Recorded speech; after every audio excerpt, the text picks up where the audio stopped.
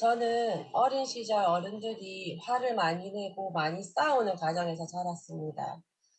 그래서 저도 47년을 화내면서 살아왔습니다. 그래서 부정적인 생각과 화나는 제 감정을 알아차리는 연습을 하는 중입니다. 그런데 바이킹이나 롤러코스터 탈 때와 같이 저도 모르게 올라오는 화가 가라앉길 기다리고 나면 뒷골이 땡기고 너무 피곤하고 안압도 올라와서 몸이 아픈 현상을 경험합니다. 이럴 때 어떻게 연습해야 화나는 것도 다스리고 몸에도 영향이 안 가게 할 수 있을까요? 그때부터 그런 집안에서 자라서 그게 내 까르마가 됐기 때문에 개선하기는 쉽지가 않죠. 뭐 그냥 성길대로 살고 그냥 과보를 받고 이게 이제 한 길이다. 그러니까 성질대로는 살고 싶고 몸도 안 아프고 뭐 사람들하고 갈등도 없었으면 좋겠다. 이런 걸 욕심이라 그래요. 그러니까 성질대로 그냥 살고 그냥 그에 따른 손실을 감수한다. 남편이 떠나면 뭐 할 수 없다. 이렇게 받아들이고 나같이 성질내는 여자 누가 좋아하겠노. 이러고 애들이 집을 나가도 그래 뭐 엄마가 성질 내니까 애들이 나갈 수도 있지. 뭐 이렇게 해가지고 뭐 또 나가면 나가고 들어오면 들어오고 이렇게 살아가면 또 크게 문제가 안 돼요. 이 세상에는 그렇게 지 성질대로 사는 사람도 많이 있어요. 근데 이제 그런 과보를 안 받겠다, 그런 손실을 안 받겠다 하면 이제 개선해야 되는데 이게 어릴 때부터 형성된 건 늘 제가 말씀드리지만 개선하기가 쉽지가 않아요. 그러니까 여러분들은 이제 참죠. 손실이 생기니까. 근데 한국 사람들은 3번 이상 못 참아요. 절대로. 그래서 말이 있잖아요. 보자, 보자 하니까 하면서 3번째 터지잖아요. 한 번 더 알고, 2번 더 알고, 이게 3번씩이나 이래가 또 터지잖아요. 참으면 터지고, 터지면 손실이 생기고, 그럼 또 후회하고, 또 참고, 또 참으면 또 압력이 쌓이고, 또 터지고, 터지면 또 후회하고. 이게 이제 반복되는 게 우리의 일상사예요. 그러니까 참는 거는 해결책은 아니에요. 그럼 막 지 감정 난다고 다 터뜨리면 너무 주위에 사람이 없어지죠. 그래서 다 그래 좀 참아라, 참아라, 참는 게 약이다. 이렇게 말하지만 참으면 이제 우리가 스트레스를 받죠. 그러고 이제 폭발을 하게 되죠. 그러니까 터뜨리면 이제 손실이 생기고 참으면 내가 병들고 이게 이제 우리의 딜레마 아니에요. 그래서 부처님이 이 문제에 대해서 새로운 방법을 찾아낸 게 알아차림이라는 거예요. 알아차림. 화가 나구나 그냥 알아차리는 거예요. 화를 내버렸으면 아, 내가 화를 냈구나. 화를 냈구나 알아차렸다는 건 뭘 말해요? 과보를 기꺼이 받는 거예요. 내가 화를 냈으니까 과보를 받아야 될 거 아니에요. 내가 남의 물건을 훔쳤으면 어때요? 벌을 받아야 될 거 아니에요. 그죠? 그런 것처럼 아 내가 화를 냈구나 하면 과보를 기꺼이 받는 자세를 가지고 내가 화가 날 때 이미 알아차려 버렸으면 화가 나구나 하고만 아는 거예요. 그래서 나가면 참회를 하고 화를 냈구나 화가 나구나 하고 알아차리니까 화가 막 가라앉았다. 그러면 괜찮고 그러니까 화를 안 내야지 하면 화를 내면 또 후회를 한단 말이에요. 그러니까 화를 내야지 안 내야지 이러지 말고 화가 나구나 하고만 알아차린다. 그럼 뭐 내버리잖아요. 내버리면 과보를 받으면 되고. 그러면 화가 나구나 하고 알아차리면 남이 볼 때는 화를 안 내는 게 되고 나는 안 참는 게 된다 이거예요. 그러니까 손실도 안 생기고 스트레스도 안 받게 된다. 이걸 이제 알아차림이라 그래. 알아차림. 그러면 화가 안 납니까? 이렇게 목표를 세우면 안 돼. 화가 날 수밖에 없어 자기는. 그러니까 화가 나는 거를 자연스럽게 받아들이고 화가 나는 거를 알아차리면 전에보다 화를 좀 덜 낸다. 이렇게 출발해가 조금씩 가야 화를 내면 기꺼이 과보를 받는다. 이 말은 죄송합니다. 제가 성격이 좀 그래서 미안합니다. 화는 내지만은 금방 미안하다 하면 같이 사는 데는 큰 지장 없어요. 내만 화내나? 니는 안 내나? 이런 식으로 하니까 이제 싸움이 되죠. 그냥 아이고 죄송합니다. 제가 깜빡 놓쳤습니다. 이러는데 어떻게 싸움이 되겠어요? 금방 참여를 하는데. 그러니까 화가 나도 모르게 나버렸으면 참여를 하고 사과를 하고 또 화가 날 때 알아차렸으면 화를 내지 말고. 근데 이제 이를 악담고 참는 거는 스트레스를 준다. 그래서 참지 말고 알아차려라. 이렇게 말하는 거예요. 그럼 이걸 금방 해결을 하려고 하는 생각은 잘못됐다. 그건 쉽게 해결이 안 됩니다. 그럼 이러면 이제 화가 나면 사과를 하고, 이제 화가 일어날 때 나도 모르게 내버리면 참여를 하고, 이제 화가 일어날 때 안 낼 수 있으면 이제 다행이고, 이렇게 해가면 뭐 내도 그만 안 내도 그만 이렇게 해가면 이제 후회할 일이 없는데 안 내야지 이러면 나도 모르게 내버리면 후회를 해야 되잖아요. 또 억지로 참으면 또 스트레스가 쌓이잖아요. 그래서 참는 거는 뭐 내는 것보다 낫다 하지만 수행적 관점에서는 나를 괴롭히는 방법이기 때문에 좋은 방법은 아니다.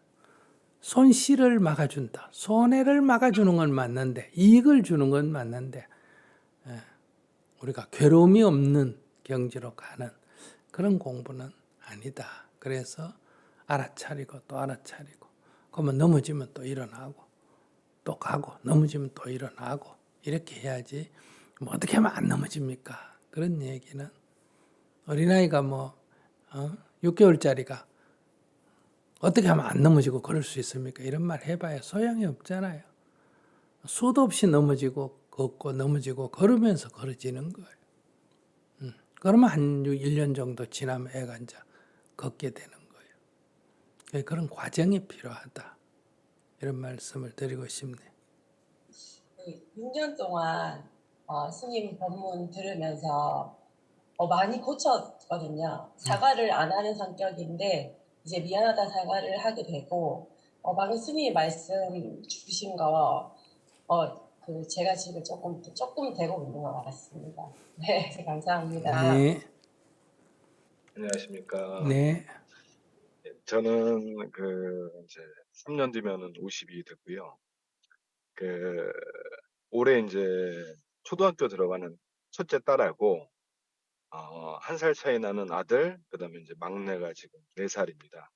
제 애가 셋이다 보니까 이 부양을 명분으로 좀 욕심을 부리면서 좀 이 방법 저 방법 조금 써서는 안 되는 방법들, 불법적이진 않지만 이런 것들을 동원해서 좀 돈을 벌어서 상류층으로 가려고 굉장히 노력을 하고 있습니다. 근데 이제 제가 한 9년 전, 10년 전에 이제 법륜 스님을 처음 만났을 때 조금 가볍게 살려고 했는데 지금 보니까 다시 굉장히 무거워지고 있어가지고 마음 한쪽에서는 그냥 주어지는 대로 살아야 되는 거 아닌가 이런 생각들이 자꾸 올라오고 있어가지고 어떻게 좀 살아가는 게 정답은 없겠지만 좀 도움이 될까 해서 이렇게 질문을 드려봅니다.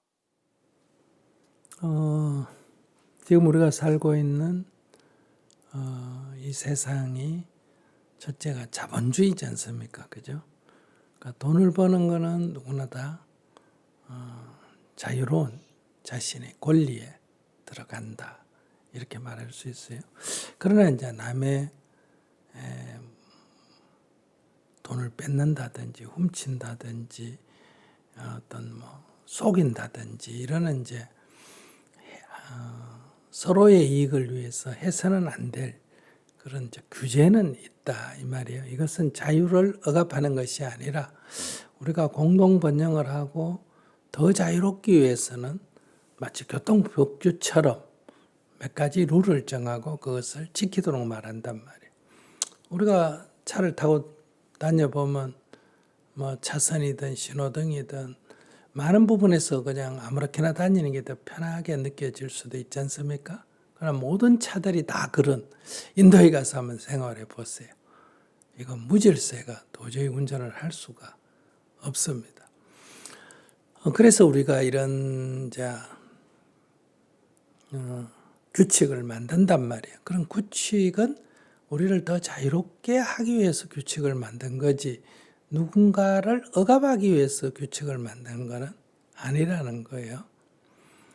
그런데 이제 그 규칙을 딴 사람은 다 지키는데 몇 사람이 안 지키고 하게 되면 일시적으로는 이익이 된다 이렇게 말할 수 있습니다. 그런데 이제 장기적으로 볼 때는 규칙을 안 지키면 손해가 납니다. 첫째는 본인이 규칙을 안 지키면 일시적 이익에 장기적으로 그 규칙에 따르는 벌칙이 있단 말이에요. 규칙을 어겼을 때, 그 부분이 이제 어느 순간에 돌아와서 이제 더 큰 손실을 보는 게 하나 있고, 이제 두 번째는 이러한 이제 규칙을 안 지켰을 때 이기다 하는 것을 나만 그런 게 아니라 다른 사람도 흉내를 낸다는 거예요. 이렇게 되면 이제 규칙이 어그러져 버리면 사회가 혼란스러워져서 그 속에 사는 모두가 다 손해를 보게 된다. 이런 얘기. 그래서 규칙을 그것이 인간을 억압하기 위한 악법인 경우라면 우리가 개선을 해야 되지만 그렇지 않다면 규칙을 지켜야 된다. 규칙을 어기는 것은 짧게 보면 이기지만 장기적으로는 손실이다. 이런 얘기예요. 규칙이 지켜지는 사회라면 거기에 벌칙이 따라와서 손실이 생기고 규칙이 다 안 지켜서 규칙이 허물어져 버리면 이 안에 사는 모든 사람이 손실을 입게 된다. 이런 문제죠. 그런 문제에서 이제 그것 빼고는 자유롭게 해도 되니까 자기가 돈을 벌기 위해서 어떤 일을 하든 그건 범법 행위만 아니라면 자유롭습니다. 그런데 이 세상에는 이제 법으로 안 되는 행위, 이거는 이제 처벌을 받는 거고, 법으로 금지는 안 돼 있지만은 이제 인간 삶의 어떤 그런 예의, 윤리, 도덕적 측면에서 권장하지 않는 행위, 이건 이제 비난이 따르는 거예요. 처벌은 안 받지만 비난이 따르게 된다. 이렇게 볼 수가 있습니다. 그래서 가능하면 이제 범법 행위는 하지 말아야 되고, 두 번째 비난받을 짓도 가능하면 하지 않아야 안 되겠어요. 우리가 같이 살아가는데 그런 범위 안에서 자기 나름대로 아이디어를 내고 어떻게 하든 그건 자유롭다. 근데 그렇게 하다 보면 이제 사회에서 금하고 있는 범법 행위를 하거나 범법 행위는 아니지만은 어떤 도덕성을 좀 잃는 비난받을 만한 짓을 하게 될 수도 있죠. 그럴 때는 그것이 이제 자녀들에게 돈을 좀 물려주는 것, 과외비를 좀 더 주는 게 자녀들한테 장기적으로 도움이 될까? 이제 범법 행위를 해서 이제 처벌을 받는다든지, 안 그러면 주위로부터 비난받는, 가족이나 주위로부터 비난받는 사람이 돼서 그게 아이들한테 더 나쁜 영향을 줄지를 좀 생각해 봐야 돼요. 그래서 제가 질문자 얘기를 들어보면 애들을 키워야 되니까 돈이 필요하고 그러려면 범법 행위가 아니면 수단 방법을 안 가리고 열심히 돈을 벌어야 되지 않냐. 그게 과연 자녀들한테 도움이 될까? 자기가 내 혼자 살려고 하니까 자녀들 때문에 내가 지금 이렇게 하는데 그게 자녀들한테 도움이 될까? 근데 한 집에 살기 때문에 애들이 다 알거든요. 아무리 숨겨도. 또 그런 심보, 마음가짐을 애들이 그대로 배워요. 그러면 나중에 자기는 좋은 대학 보내고 좋은 집 사주고 이런 식으로 키운 게 자녀를 잘 키웠다. 내 할 일 다 했다. 이럴지 모르지만 그 자녀들이 그런 조금 부도덕한 이런 또 불법적인 행동을 하는 이제 앞으로 문제가 발생을 하게 되면 이제 늙어서 이제 후회하게 되죠. 내가 애들을 망쳤구나. 이제 이런 일이 벌어지고 또 자녀들이 그런 행동이 자기에게로 돌아오면 이제 이게 자기는 이제 배신을 당했다. 내가 그렇게 힘들어서 너를 키웠는데 너희들이 나한테 이럴 수 있느냐. 이렇게 말하지만은 그게 어디서 배웠겠어요? 다 내가 하는 것을 배워서 자기들은 그 배운 대로 하는 거예요. 근데 그게 나한테 닥치면 나한테 굉장히 괘씸한 짓이 되게 된다. 이런 얘기예요. 그런 면에서 저는 정말 자녀를 위하고 정말 내 인생을 위한다면 열심히 하지 말라는 게 아니라 어떤 돈을 벌기 위해서는 수단 방법을 안 가리고 해야 된다. 이런 생각은 짧게는 이익인데 길게 봤을 때는 저는 물질적으로든 또 인간의 진정한 자유와 행복, 인간관계에서 도움이 되지 않는다. 이렇게 생각을 합니다. 그래서 우리가 짧게 보기 때문에 늘 이런 문제가 생기잖아요. 조금 길게 보면 그게 별거 아니에요. 오늘 저녁에 우리가 음식을 불갈비로 먹었느냐, 생선찌개를 먹었느냐, 김밥을 먹었냐, 이건 오늘 저녁에는 굉장히 차이가 나지만은 1년이 지나가지고 돌아보면 1월 5일 날 저녁 뭐 먹었냐, 이건 하등 중요 안 한 일이거든요.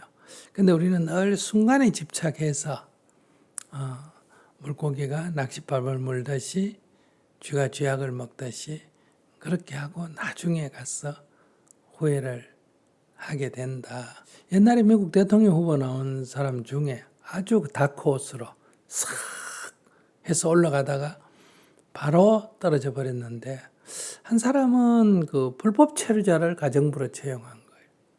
그러니까 합법 체류자보다 불법 체류자를 채용하면 월급을 1,000불 줄 거를 700불 줘도 되지 않습니까? 그 작은 이익이 진짜 중요한 시기에 그 때문에 낙마를 했거든요. 왜냐하면 미국은 이민사회니까 법을 잘 지켜야 되지 않습니까? 근데 한 나라의 지도자가 되는 사람이 법을 안 지키는 행위를 한 사람은 지도자가 될 수가 없다. 이런 거거든요. 근데 우리는 법을 그렇게 중요시 안 합니다. 우리는 법을 어기도 큰 소리 빵빵 치는 게 일상적이잖아요. 그죠? 그럼 우리나라 사람들은 준법 정신이 없어서가 아니라 우리는 사회를 이루고 있는 기본이 법보다는 오랜 공동체성이거든요. 그러다 보니까 법에 대한 준법 정신이 우리는 좀 떨어집니다. 대신에 우리는 법에는 없는데 도덕적인 비난 같은 게 굉장히 세요. 그런 것은 이게 이제 전통 사회냐, 이제 이민 사회냐, 그것 때문에 오는 문제인데, 그 다음에 이제 한 사람은 또 젊을 때 어떤 여자하고 요트 타고 다니는 게 사진이 밝혀져가지고 그래가 또 낙마한 케이스도 있거든요. 그러니까 젊을 때는 주로 지금 좋은 걸 주로 추구하잖아요. 그래서 그것도 괜찮은 것 같아요. 그래서 성공할 기회가 없으면 아무 문제도 안 돼요. 우리 사회도 어디 공직이 진출 안 하면 어지간하겠죠. 해도 문제가 안 돼요. 근데 이제 살다 보면 이제 그런 기회가 오면 욕심을 또 내죠, 사람이.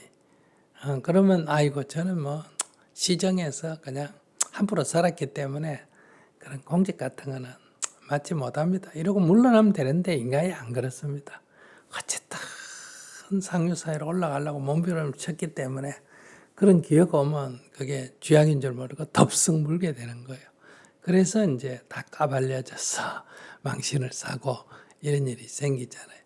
그래서 제가 권유하고 싶은 것은 자유로운 사회니까 본인이 선택해서 살면 되지만 저는 이리 정치인들, 연예인들, 주위에 있는 많은 사람을 이렇게 저는 어릴 때 절에 들어왔기 때문에 나이는 어려도 사람들을 상담하고 이렇게 조언을 주는 일을 거의 50년 했단 말이에요.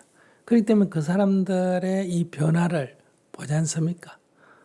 대통령이 된 사람도 있고 대통령 후보도 하고 연예인 유명해지기도 하고 몰락하기도 하고 정신질환이 되기도 하고 자살한 사람도 생기고 이렇게 쭉 봤을 때 저는 젊어서 성공한 게 결과가 결코 좋지 않더라. 이런 평균이 그래요. 연애나 이렇게 연예인이나 특히 예술 이런 쪽은 20대, 10대 말에 20대 초반에 유명해지는 경우가 많지 않습니까? 뭐 그런 경우 이렇게 나이 들어서 대부분 다 그런 사람들이 실수합니다. 마약을 하든지 뭐 사회적으로 하지 말아야 할 행동을 하든지 안 그러면 이게 인기가 약간 끊기면 막 술을 먹고 막 자포자기를 하든지 왜냐하면 그걸 자기의 그 과거를 그 인기에 거기에 연연하고 이 어떤 변화된 현실을 못 받아들이거든요. 그래서 젊어서 이렇게 여러분들이 자녀가 유명해지면 부모는 그게 굉장히 성공한 줄 아는데 저는 인생에서 큰 불행이다 이렇게 생각합니다. 오히려 천천히 이렇게 평범하게 살아가는 게 저는 제일 낫다 이렇게 생각하고요. 내가 평범하게 살고 싶어도 또 뭐 이름이 알려질 때도 있잖아요. 그럴 때는 항상 이렇게 자제, 스스로를 조금 진정해 가면서 살아가야 된다. 우리가 뭐 옛날에 다 강남 졸부 이게 부패하고 타락하고 사치하고 하는 게 대부분 다 뭐 땅이 갑자기 뭐 값이 올라가지고 부자가 된 강남 졸부 이런 말 많이 하지 않습니까? 그죠? 그게 다 뭐예요? 다 방탕하게 사는 거예요. 그래서 조금 자녀가 있는 사람이라면 집에서 내가 사는 게 바로 자녀 교육이거든요. 그게 인성 교육이니까 자기가 성실하게 살아갈 때 자녀에게 대해도 사랑하는 아빠, 존중받는 아빠, 존경하는 아빠가 될 수 있다. 이렇게 말씀드리고 싶네요. 예, 다시 좀 가볍게 살도록 한번 해보겠습니다. 정말 감사한 시간이었습니다. 네, 안녕하세요. 네, 저는 언니들이랑 엄마 때문에 가족 관계에서 스트레스를 받아요.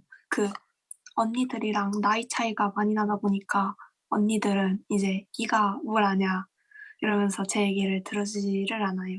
그래서 말투도 좀 공격적인데 제가 말하면 이제 변명이라고 이제 가족이니까 소중해서 이런 말을 하는 거라면서 좀 이제 공격적으로 대합니다.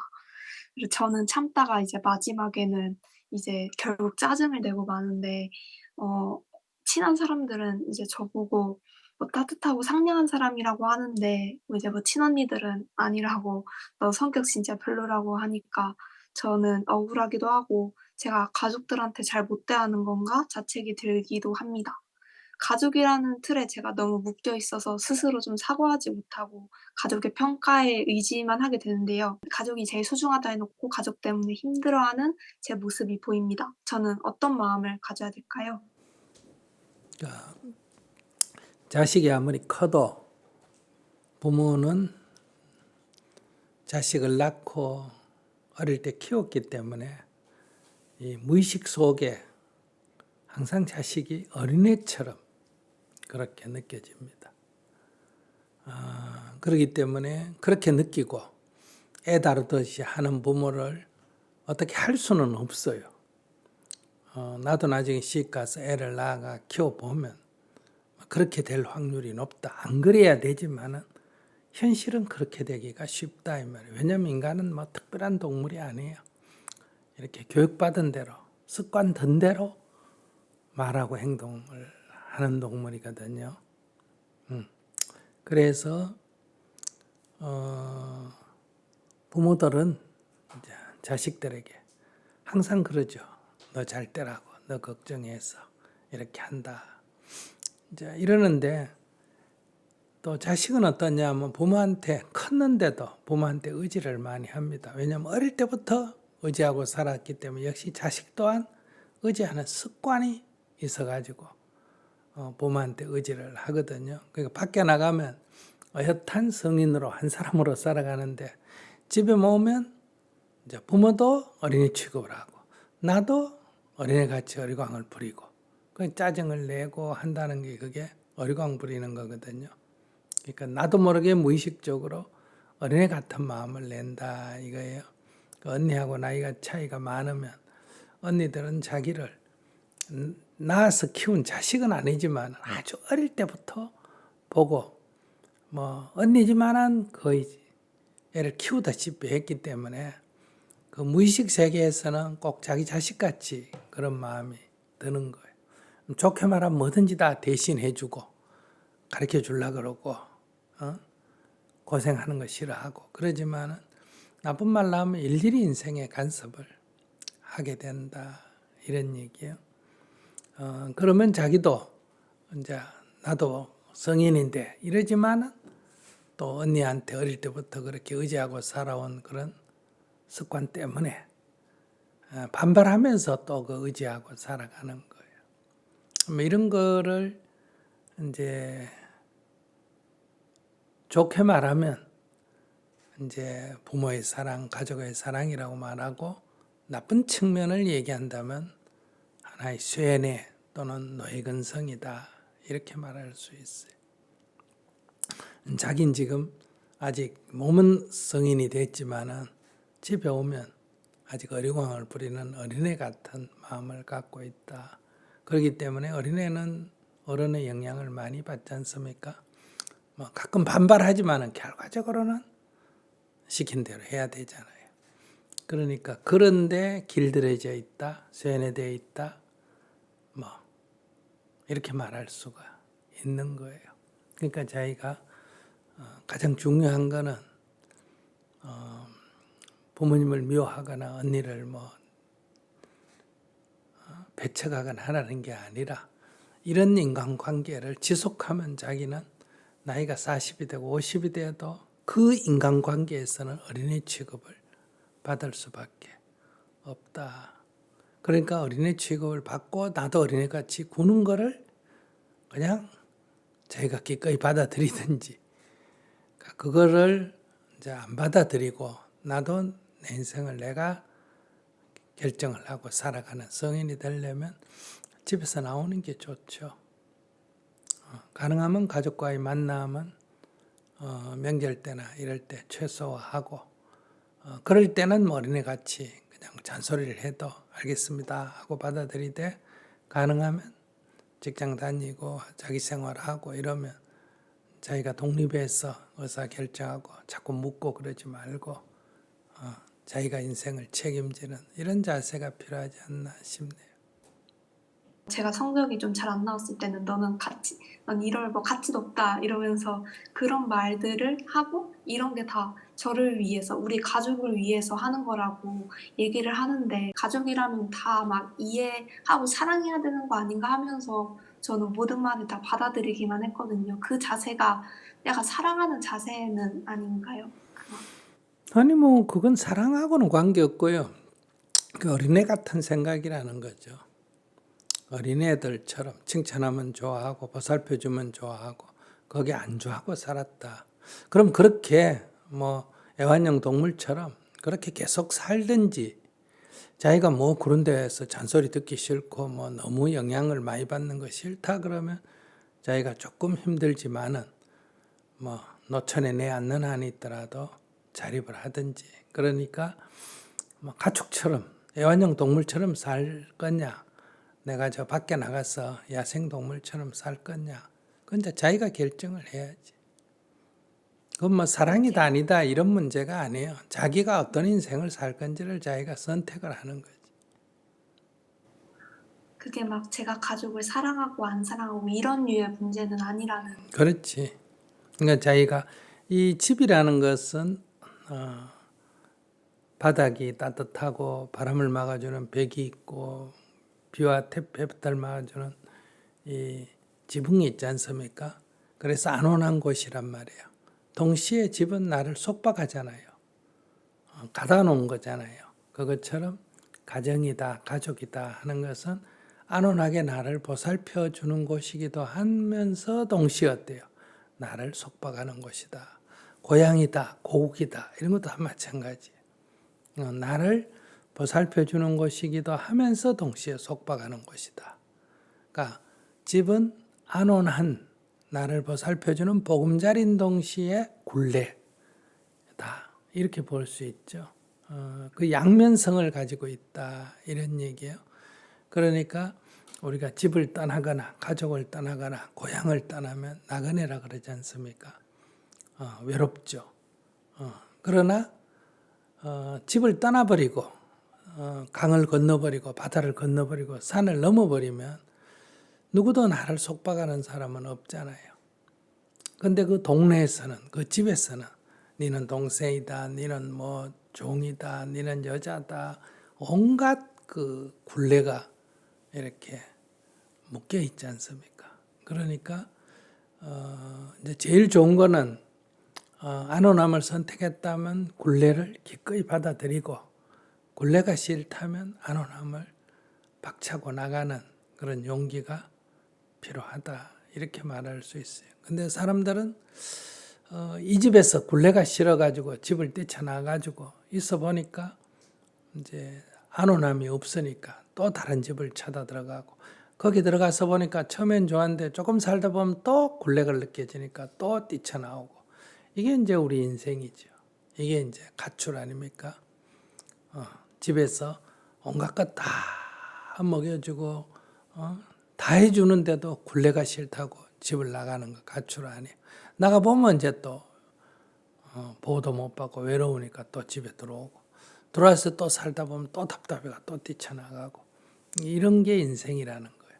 그러니까 결혼했다가 이혼을 하고 또 딴 남자 만나고 딴 여자 만나는 이런 건 뭐예요? 더 좋은 따뜻한 보금자리를 찾는단 말이에요. 그런데 여러분들이 원하는 거는 그 따뜻한 보금자리만 되지 굴레는 안 됐으면 좋겠다. 근데 그런 건 있을 수가 없어요. 따뜻할수록 굴레는 커진다, 이렇게 말할 수가 있습니다. 그러니까 그거는 뭐 사랑이다 이런 개념이 아니라 하나의 성질, 성격이니까. 솜이 부드러우면 강함이 없고, 칼이 날카로우면 강하지만 부드러움이 없는 것과 같이 그냥 하나의 성질이에요. 그러니까 그 속에서 나는 어떤 인생의 길을 갈 거냐, 자기 선택이 남았다, 이렇게 말할 수 있어요.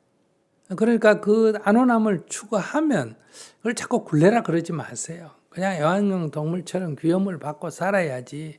왜 나는 저 뭐 목줄 떼고 저 맘대로 못 다니나. 그 목줄 떼고 보내놓으면 나중에 도로 집으로 기어 들어오지 않습니까? 그러니까 우리는 목줄을 떼고 밖에 나가야 그게 진정한 자유다. 그것도 아니고 또 방 안에 있는 게 그게 진정한 안온함이다, 이렇게도 말할 수 없어요. 모든 것에는 이런 두 가지 성질을 다 가지고 있다, 이런 얘기. 그러니까 그 중에서 내가 적절히 선택을 해간다. 아예 집을 버려버리고 굴레를 불살라버리고 안온함도 불살라버린다. 이게 이제 출가라 그래요. 가출이 아니고. 그 다음에 이제 이 굴레 속에서 안온함을 찾기 위해서 굴레를 받아들이고 산다. 이게 이제 세간이고. 거기서 이제 자기가 적절히 조율하고 살아가는 거예요. 적절한 안온함, 적절한 자유로움을 어떻게 이제 구성해 나갈 거냐. 이제 이건 자기 인생의 선택이다. 그래서 우리가 다 결혼시키는 것도 그래서 출가 이러잖아요. 이 출가란 것은 이 안온함에서 벗어나기 때문에 울고 그러잖아요. 그러나 또한 그 속박에서 또 벗어나는 거거든요. 그 양면성을 가지고 있다. 그러니까 이제 성인이 됐으니까 자연으로 보면 성인이 되면 다 출가를 하는 거예요. 다 독립해서 나가잖아요. 이 자연계 전체가.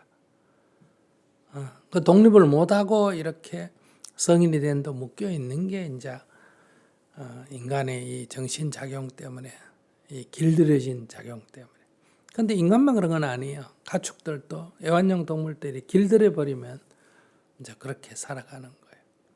그래서 우리가 뭐 야생성을 회복한다고 뭐 곰이라든지 반달곰이라든지 이런 거를 어릴 때부터 키워가지고 인공수정에가 키워가 뭐 3살이나 5살 된다고 지리산에 갖다 놓으면 결국 적응 못하고 인간 사회로 내려와가 그러잖아요. 그 동물원에 들어가는 수밖에 없죠.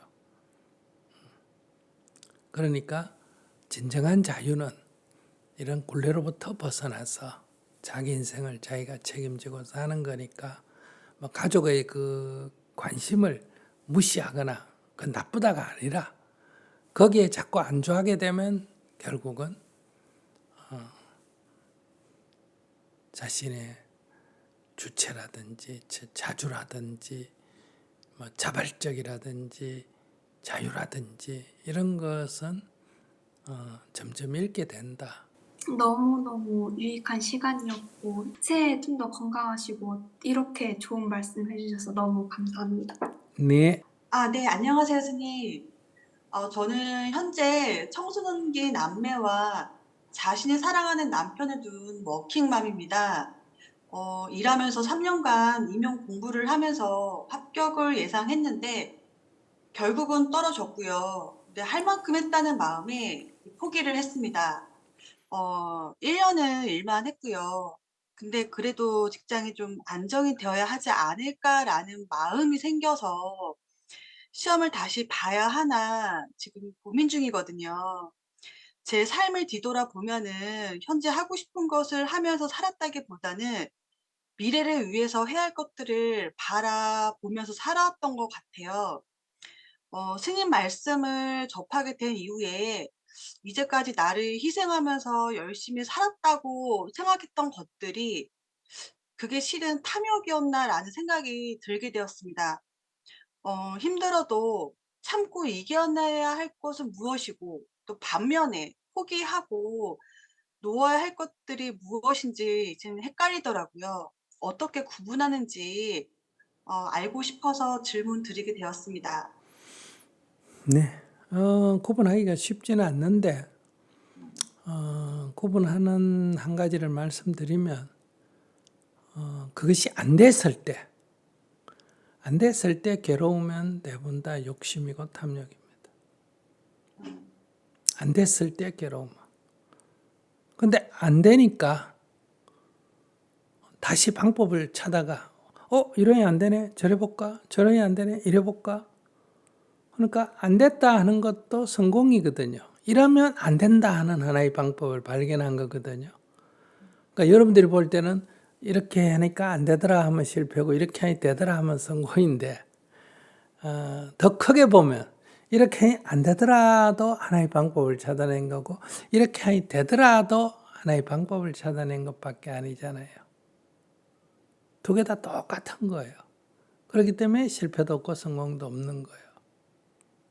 내가 1년간 노력해서 이렇게 했더니 되더라. 이것도 하나의 방법이고 내가 이렇게 1년간 했는데 안 되더라. 이것도 하나의 방법을 찾아낸 거 아니에요. 내가 뭘 먹고 죽을 뻔했다. 그 독초를 발견한 거 아니에요. 내가 뭘 먹고 병이 났다. 약초를 발견한 게 아니에요. 이건 또 똑같은 거예요. 근데 안 됐다고 괴로워하면 그거는 탐구적 자세가 아니고 그냥 욕심으로 한 거다 이렇게 보고 뭐 안 되니까 뭐 이러니 안 되네 하고 그만두거나 이렇게 한번 해볼까 하고 다른 방향으로 일을 하거나 그거는 욕심이 아니라는 거예요. 인생은 끊임없이 이렇게 돼보고 저렇게 되고 이렇게 돼보고 저렇게 돼보면서 살아가는 거거든요. 욕심내지 마라 하면 가만히 있으란 얘기가 아니에요. 욕심내지 마라는 거는 이렇게 저렇게 인생을 살아가면서 괴롭지 마라는 얘기예요. 괴로움이란 건 욕심 때문에 일어나는 거지 그게 안 됐기 때문에 일어나는 게 아니에요.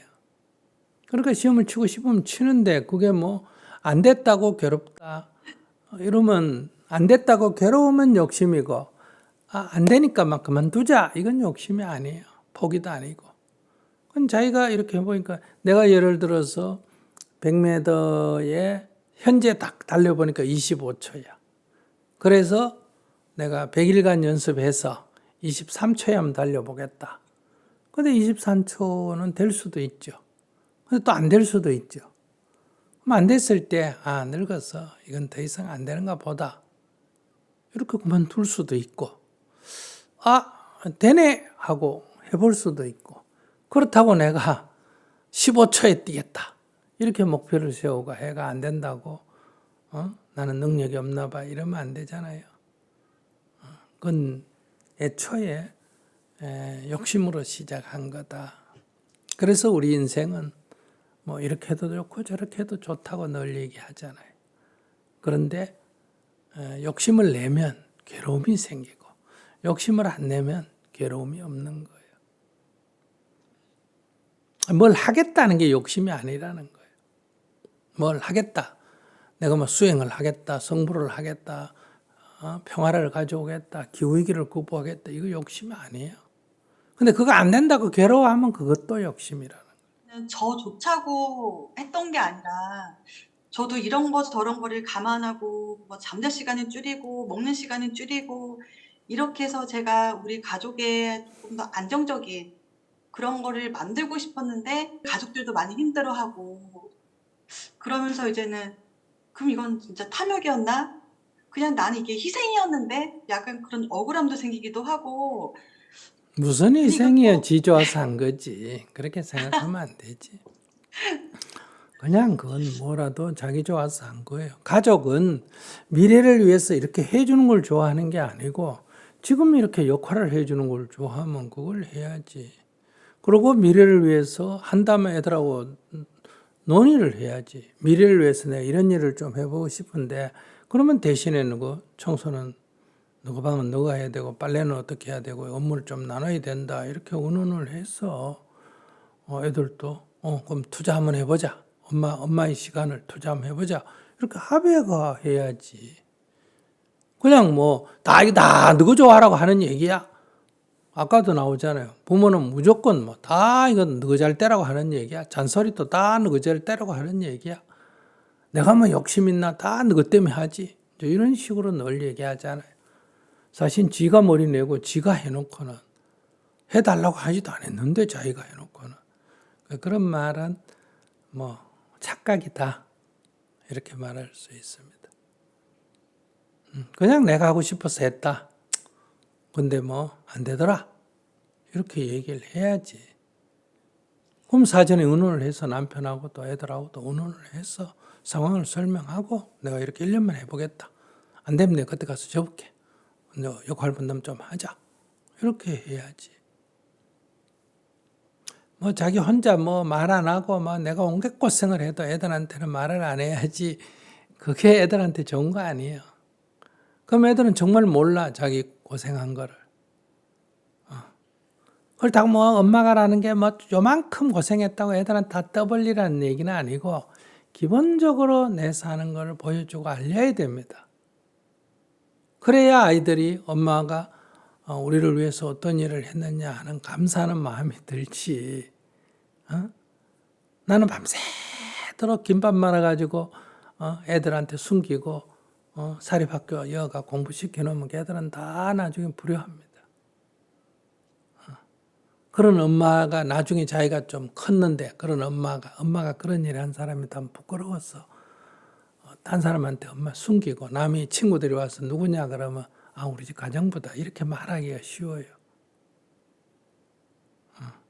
그러니까 내가 하는 것을 아이들이 보고 그런 엄마를 김밥 말아서 내 공부시키는 엄마를 아이가 자랑스러워해야 된다는 거예요. 그러니까 지난번에 미국에 우리 한국 여성이 이 한국에 파견되어 있는 흑인 군인하고 결혼을 해서 미국에 가서 그 딸이 자라가 하원 의원이 됐지 않습니까? 국회의원이. 근데 자기는 엄마를 너무너무 자랑스럽게 생각한다. 이렇게 얘기하잖아요. 그리고 엄마가 내가 500 몇십 명이나 되는 그 의원 속에 끼어 있으면 내가 누군지를 엄마는 못 알아본다 이거야. 그래서 한복을 입고 나갔잖아요. 국회의원 취임하는 날, 첫날, 개원하는 날. 왜? 엄마가 딱 보면, 옷만 보면 우리 딸 저 있구나 알 수 있도록 한다. 이렇게 엄마가 어떤 고생을 해서 나를 공부시키고 나를 키웠는지를 알 때 오히려 엄마를 자랑스럽게 생각한단 말이에요. 숨겼다가 나중에 알면 부끄러워한다 이 말이에요. 그러니까 그건 결코 좋은 게 아니에요. 여러분들이 다 지금 그렇게 잘못 생각해서 자녀 교육에 대부분 다 실패합니다. 그래서 뭐 가정생활을 포기하고 애만 데리고 외국에 가가지고 기러기 엄마, 기러기 아빠가 되고 그럼 다 나중에 보세요. 다 실패하지. 그건 확률이 1%, 좀 10%도 안 됩니다. 열에 한 명도 성공할 가능성이 없습니다. 왜냐하면 아이들은 그걸 갖다가 엄마와 갈등이 생기면 엄마가 뭐 나 때문에 왔나? 자기 뭐 부부 관계가 안 좋던 외국에 오고 싶었던 왔지. 이렇게 속으로 생각해. 입으로 말을 안 해서 그렇지. 그렇기 때문에 충분한 합의가 있고 동의가 있고 그래도 현실에서 자기들한테 힘들면 불평을 하는데 그건 아무런 동의 없이 혼자 해놓고 내가 너를 위해서 희생했다. 그런 얘기는 안 하는 게 좋아요. 지금 우리나라 정치 지도자들, 대통령 법대가 다 지금 국민을 위해서 희생한다고 그러잖아요. 근데 본인들은 다 그렇게 생각해요. 지금도 다 나라를 위해서 동분서주하고 하는데 국민이 못 알아준다 이렇게 생각합니다. 뭐 그런 면도 있겠죠. 그러나 이게 국민의 동의를 얻지 않는 얘기는 국민을 위해서 아무리 한다고 얘기해봐야 그게 잘 안 받아들여집니다. 왜 국민이 원하는 건 안 하고 왜 원하지 않는 걸 하면서 국민을 위해서 했다 그러겠어요. 그런 것처럼 포기 깨끗이 했으면 딱 미련을 버리고 다시 치고 싶으면 가족회의를 해서 이런 미련이 내가 남았다. 너를 위해서 이런 소리 하지 말고 엄마가 미련이 좀 남았다. 이거 안 하고 가면 엄마가 늘 나중에 이 시점을 보고 후회할 것 같은데 내가 이거 하면 너가 좀 불편하다. 밥도 제대로 못 먹고 뭐도 불편한데 업무 좀 나눠서 할래? 어떻게 도와줄래? 이렇게 딱 해서 한 번 더 해보든지 아니면 그만두든지 그렇게 하는 게 좋겠다 싶네요. 네. 감사합니다. 네, 열심히 한다고 다 좋은 거 아니에요. 등산할 때 길을 잘못 들면 열심히 할수록 더 엉뚱한 데 가는 거예요. 내려와라 이러면 맨 앞에 간 사람이 맨 꽁지가 되는 거예요. 그러니까 우리는 어떤 길을 갈 거냐가 더 중요하지 얼마나 열심히 하느냐는 어쩌면 더 부차적인 얘기다. 그런 걸 이제 지혜라 그래요. 정신없이 막 열심히 하면 좋은 거다. 여러분들 다 그래서 막 모든 걸 안 먹고 안 입고 해가 뭐 동생을 공부시켰다가 누나는 뭐예요? 옛날에 우리 한참 성장할 때 공장 가서 일하고 뭐 나무집 가정부 해가지고 동생은 사법고시 합격시켜놨더니 나중에 뭐 배신했다 이런 얘기 많이 듣잖아, 그죠? 자식을 그래 공부시켰는데 배신했다 이런 게 다 그 자식이 잘못된 게 아니에요. 그 행위가 어리석은 거예요. 나쁜 게 아니라 바보같이 한 거예요. 만약에 가난한 집에서 온갖 걸 다 해가 공부를 시켜가 뭐 의사가 되거나 변호사가 됐다. 그럼 당연히 결혼을 어때요? 부잣집 사람이 부잣집 딸을 가지고 사위를 구할 거 아니에요. 그러면 그게 새로운 가족이 상류층 가족 시스템에 들어가잖아요. 그 관점에서 자기 가족을 볼 때 너무 초라하잖아요. 그리고 돈을 벌어도 이 가난한 사람이 볼 때는 돈 많이 번다 하지만 그 부유층의 입장에서 볼 때는 그게 많이 버는 돈이 아니에요. 그러니까 가난한 시골집에 보내줄 돈이 없어요. 마누라 명품백 사줄 돈은 있어도 부모 양말 하나 사줄 돈은 안 생기는데 그게 불효라서 그런 게 아니라니까요. 이치를 따져보면 인간이 그렇게밖에 될 수가 없는 거예요. 재산이 많은 사람이 재산을 남겨놓고 죽었을 때 조상집에서부터 자녀들이 싸우겠어요. 아무 재산 하나도 안 남긴 그 상주들이 가난한 부모로부터 유산 받을 게 없는 사람들이 조상집에서 싸우겠어요.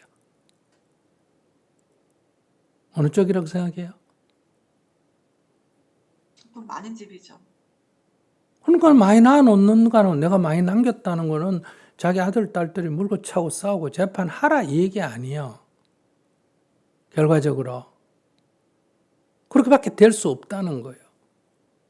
왜냐하면 그 재산을 갖기 위해서 경쟁을 할 수 있는 사람은 자기 아들, 딸밖에 없기 때문에. 그래서 다 왕의 아들, 딸들은 형제를 죽이고 왕이 되잖아요. 근데 그게 나빠서 그런 게 아니에요. 경쟁자가 형제밖에 아니기 때문에 죽이고 왕이 되는 거예요.